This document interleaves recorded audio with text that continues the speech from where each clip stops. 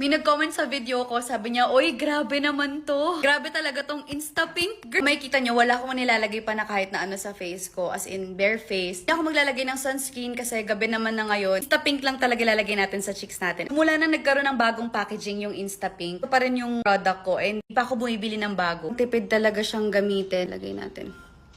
Maganda dito, kahit nagalan mo siya dyan, hindi siya mahirap i-blend. Hindi na lang ako magkakat para makita nyo. Sobrang gusto ko lang kasi talaga yung parang natural blush na nabibigay ng Instapink sa face natin. Tingnan nyo naman yan. Para ka lang kinikilig kapag meron kang Instapink sa cheeks mo. O diba sobrang pink? Be-blend ko lang yan hanggang dito sa may bandang ilong. Para mas natural siyang tignan. Okay, so yan na yung look natin, guys. Sa mga tamad mag-makeup, feeling ko ito lang yung kailangan nyo. Hindi ko rin madalas ginagamit yung Instapink sa lips ko, pero natural lang din siya sa lips.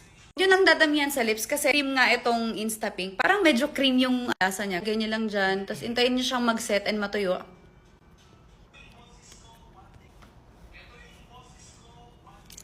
Perfect! Nakakatawa nga. Meron ako mga friends na binibigyan ko ng Instapink. Tapos sabi nila hanggang kinabukasan daw may Instapink daw sila sa cheeks. Check out mo na yan kasi deserve mo tong product na to, guys. Check out mo na yan kasi deserve mo rin to. Lang, bye! May pink pa ako sa...